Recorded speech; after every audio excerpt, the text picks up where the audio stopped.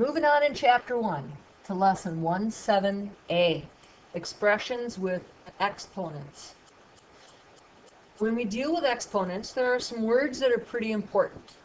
One of the things we often talk about is that the exponent is called a power. The math word is exponent, but we often do use the word power. There's also a word called the base, and that's the value that we use as a factor.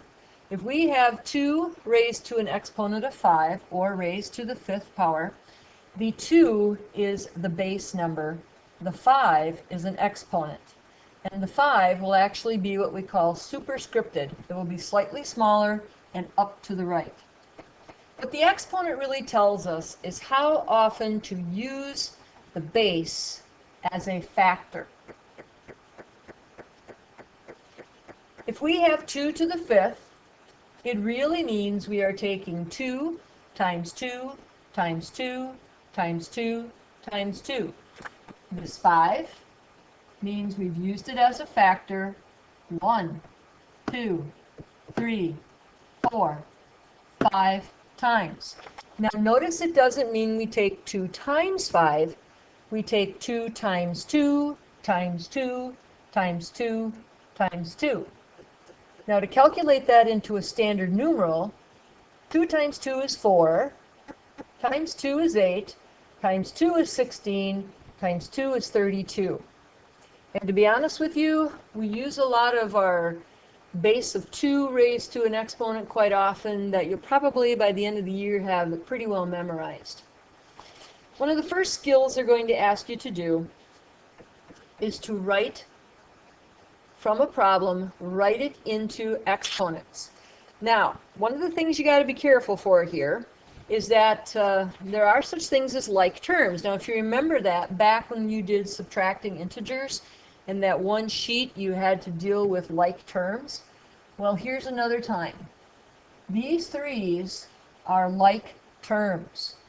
So we have our base number of 3, and this is where we need to count. 1, 2, 3. So it's 3 to the 3rd power. These 2 5's are also like terms. So we're going to put in a dot for multiplication. That 5 is used 2 times. Right now, that's as simplified as you need to get it. 3 to the 3rd times 5 to the 2nd. If we look at example B, the 4's are like terms. 4 squared, or 4 to the 2nd power. The x's are also like terms, and here we don't need to use a dot. It will also be x to the 2nd power, or x squared. You can put a dot in if you want. You don't have to. It helps. Now, notice that there is only one time that the y is used as a factor. We still have to write it down, but we do not write an exponent of 1.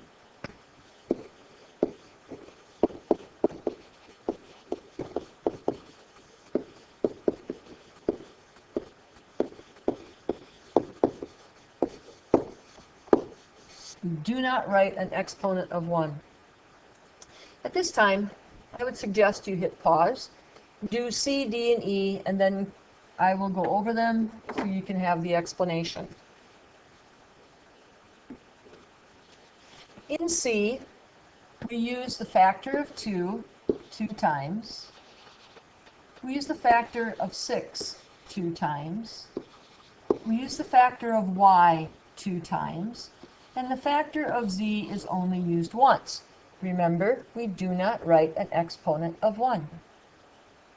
In D, the 6 is used 2 times.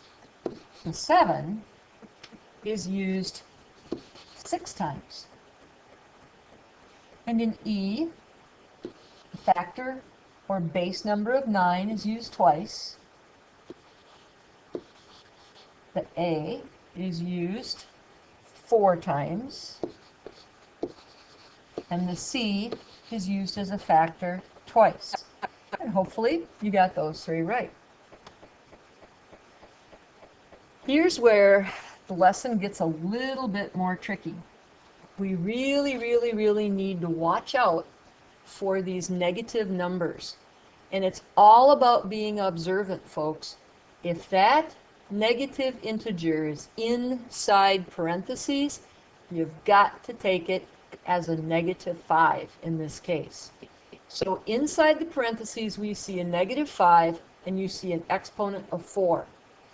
That means you are going to use the -5 as a factor 4 separate times.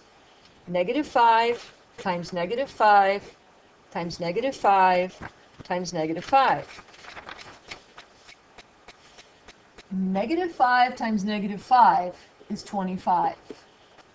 When we take that times -5, we are going to get -125. Then we still have our fourth -5, and a negative times a negative is a positive, so our answer is going to be 625. Negative times negative is positive, positive times negative is negative, and negative times negative is positive. Here's where you got to really be careful. Look at that next problem. There's a negative sign out front, then a 5, then the exponent of 4. When that -5 is not inside parentheses, it means that we take the opposite of the 5 after it's been used as a factor 4 times. So it's like we put parentheses around it and tell ourselves, look, we've got to do the multiplying first. So 5 times 5 times 5 times 5, we take the opposite of 625, which means we're going to have -625. It may seem like a small thing, but it's a powerful thing. That's one of the reasons why parentheses are so powerful in math. If we look at our first example in A, we are really taking -3 times -3 times -3, because that -3 is inside the parentheses. -3 times -3 is 9. 9 times -3 is going to give us -27. Now notice, this -3 is raised to the third power. We get a negative answer. Up in the example I used, the -5 was raised to the fourth power. We got a positive answer. So what you're going to see happening is that anytime you take a negative number and raise it to a power that's an odd number, like 3, 5, 7, your answer is going to be negative.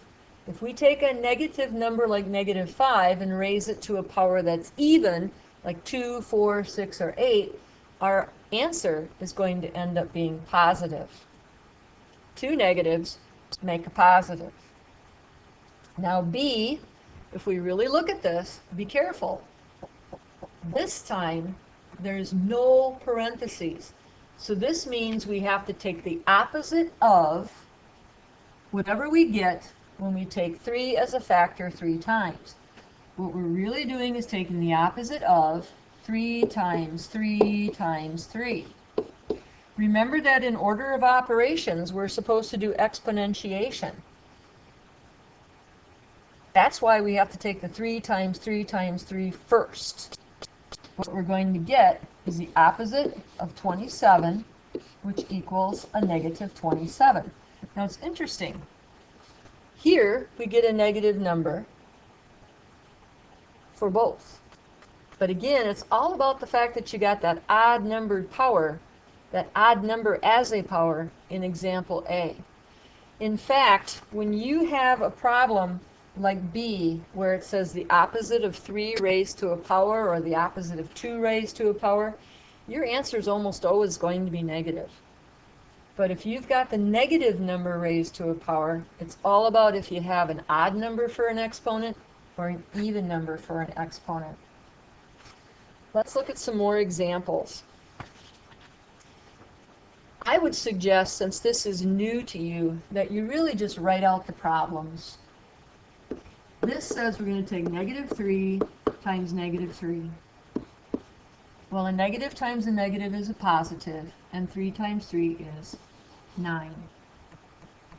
D says we're going to take the opposite of 5 times 5 times 5, which means we're going to have 5 times 5 times 5 is 125, so our answer is going to be negative 125. At this point, I would suggest you hit pause, do the rest of the examples, and then I'll explain them when you hit play again. In E, here we have that negative number, and our exponent is an even number. Otherwise, just write it out. Don't get all bent out of shape trying to memorize all these little tiny rules. Just write out the problems, if that helps you. Okay? Negative 2 times negative 2 is 4. 4 times negative 2 is negative 8. And negative 8 times negative 2 is going to be 16. So our answer here should be positive 16. In F, we're going to take the opposite of 2 times 2 times 2 times 2. Now 2 times 2 is 4, times 2 is 8, times 2 is 16. We want the opposite of that, so we're going to take negative 16. In G, the opposite of 4 times 4. 4 times 4 is 16. The opposite of 16 is negative 16.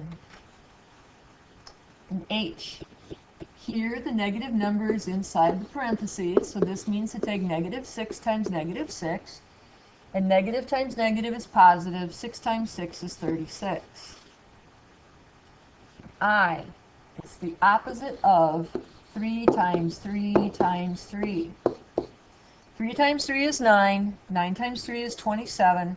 The opposite of 27 is negative 27. Now for J, you're going to get negative 3 times negative 3 times negative 3. Negative 3 times negative 3 is 9. 9 times negative 3 is going to be negative 27. Now I'm just going to point it out again. With a negative number for a base, if your exponent is an odd number, your answer is negative. Look at H.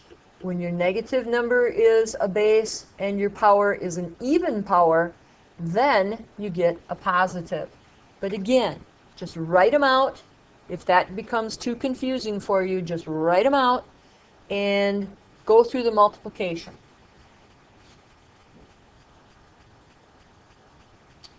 And this is the final examples for Lesson 1, 7A.